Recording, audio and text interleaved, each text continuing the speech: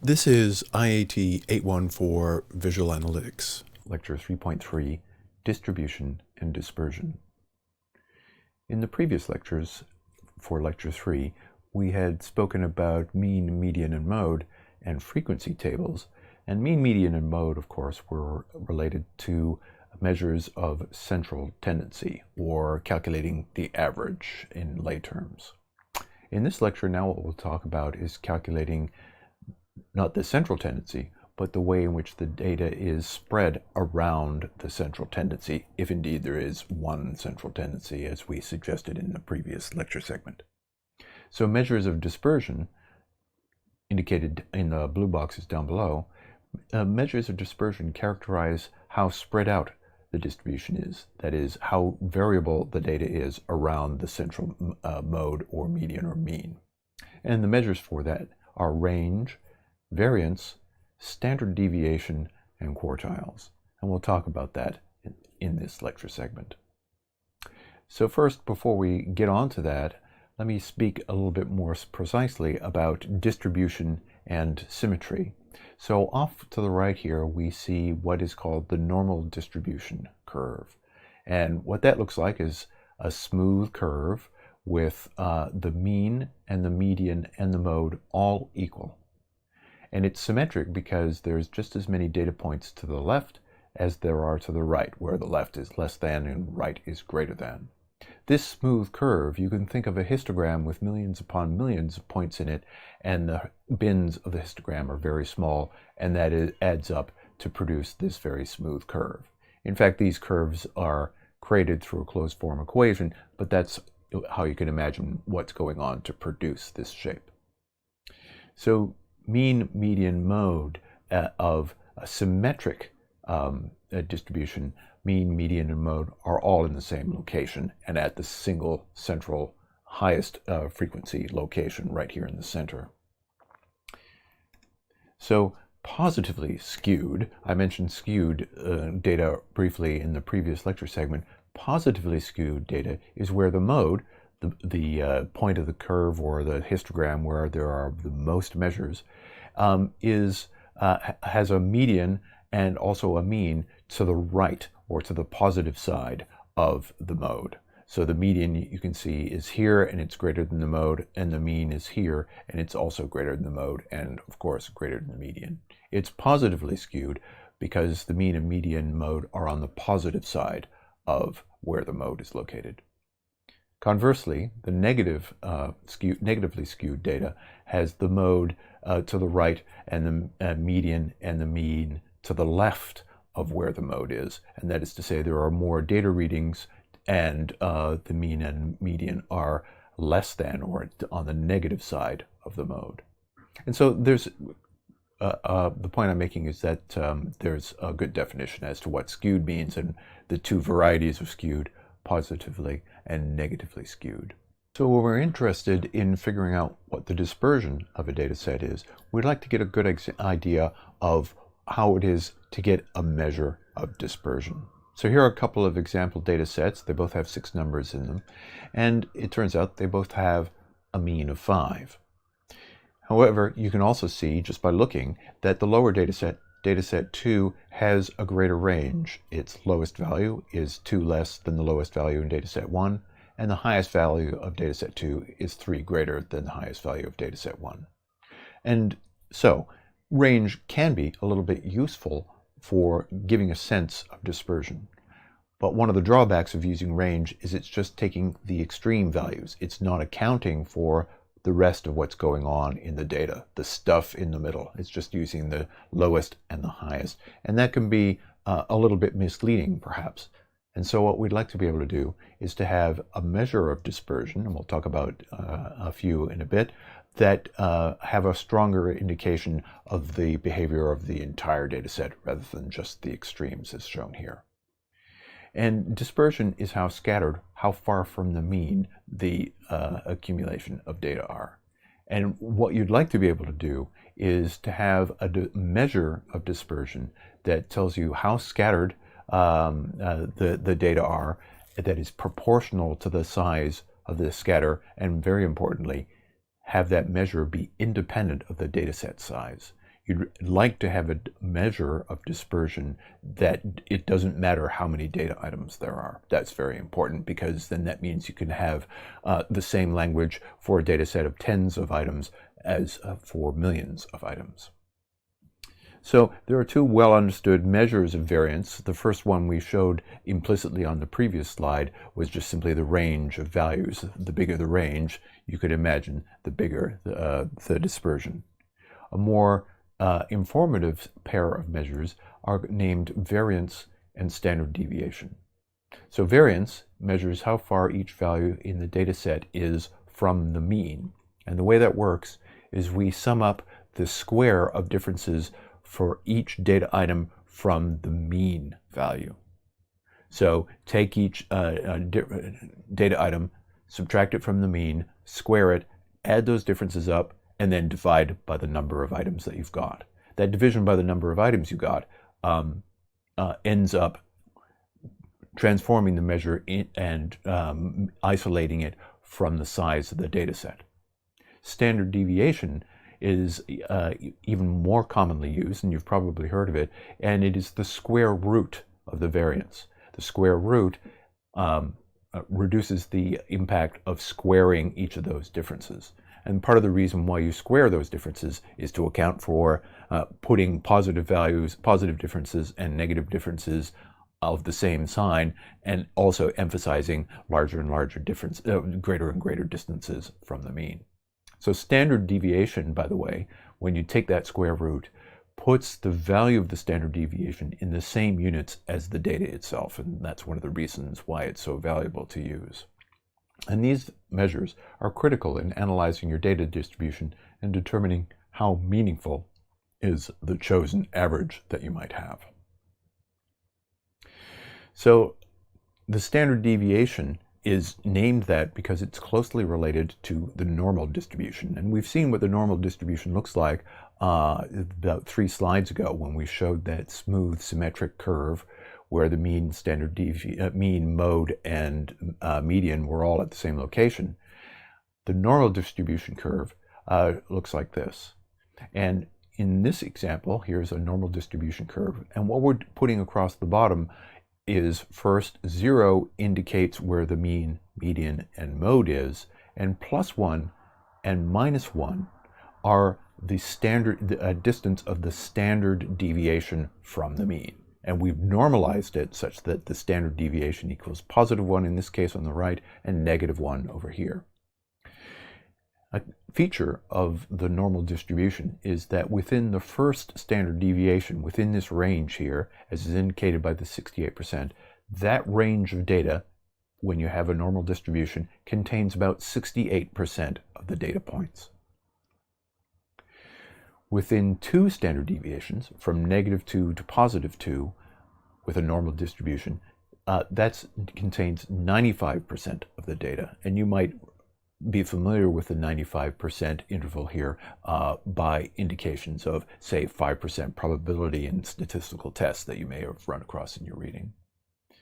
The third thing I'm going to show you is the third standard deviation. So 3 standard deviations from the mean, both negative and positive, underneath the curve is 99.7% of the data. And this is in situations where you have a normal distribution. And many, many processes, many data sets have normal distributions.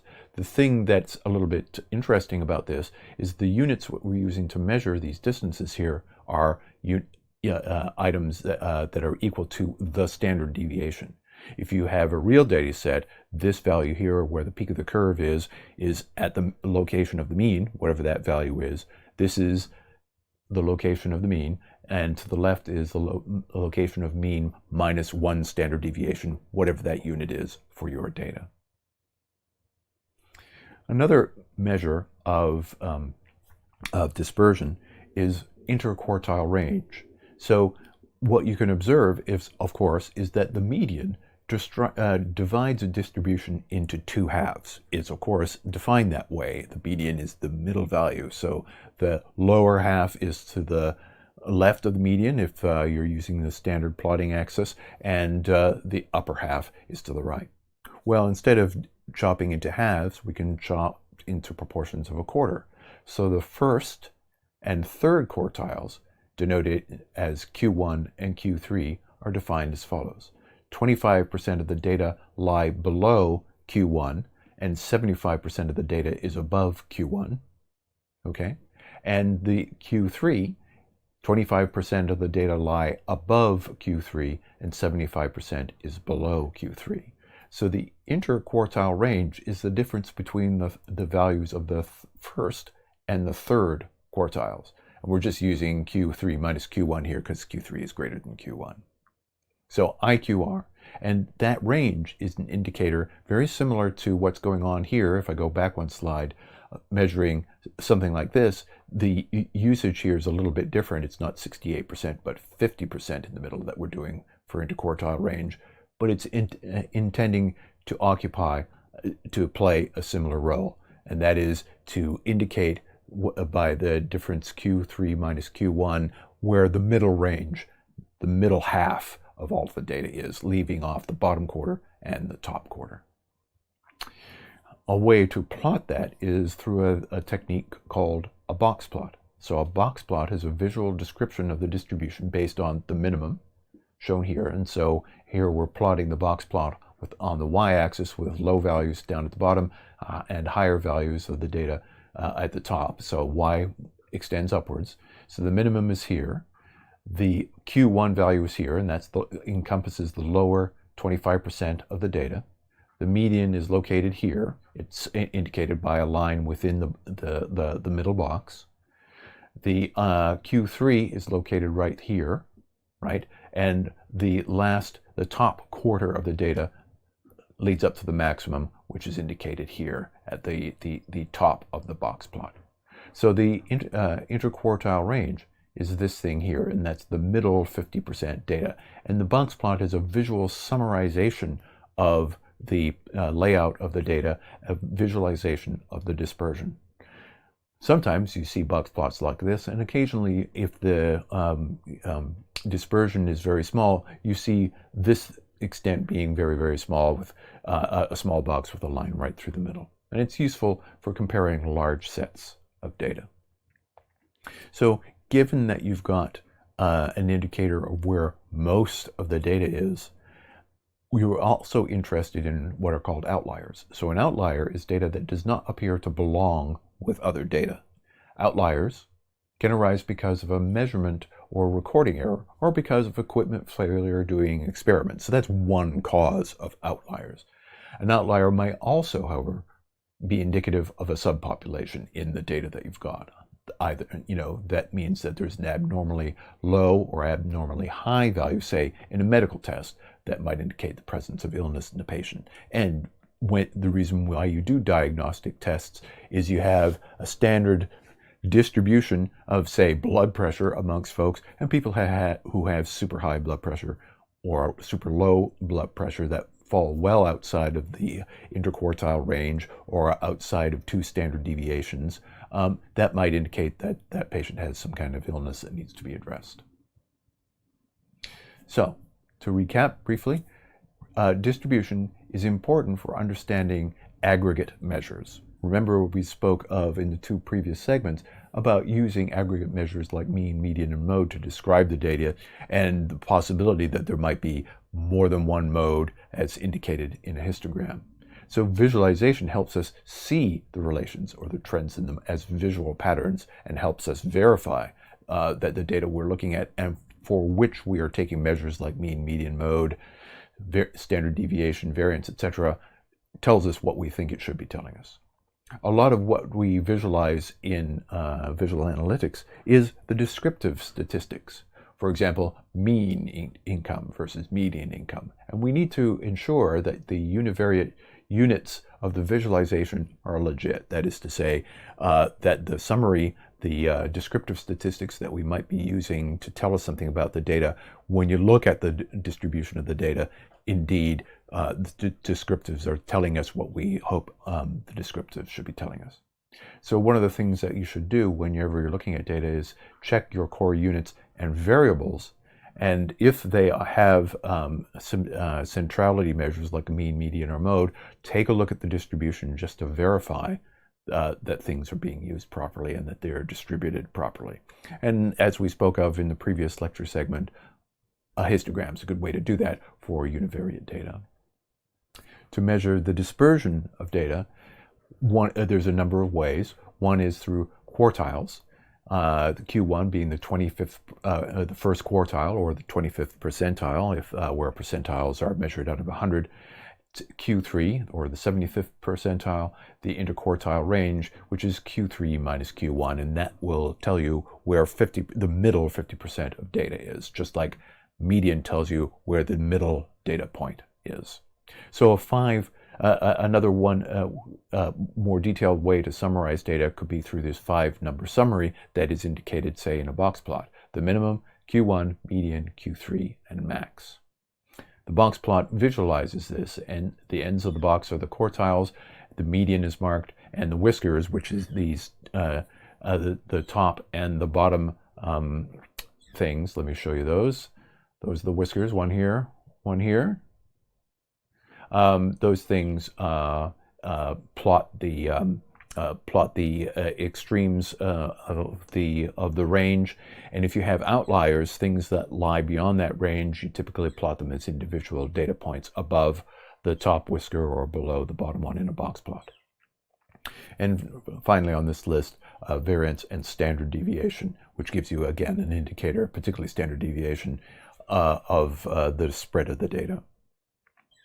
To plot all this stuff, the things that you use to do that are a histogram, where the x-axis are the values in bins and y-axis represents frequencies, often represented in bar charts, and we've seen a few examples of that already. The box plot showing the quartiles, a line chart which gives an indicator of a continuous variable with the y value showing the value of that variable. And finally, we've seen one of these already, perhaps others that you've seen in your exploration of visualizations, the scatter plot. The scatter plot we'll talk about in the next lecture segment. So that's it for a description of distribution and dispersion. So we'll stop the video here.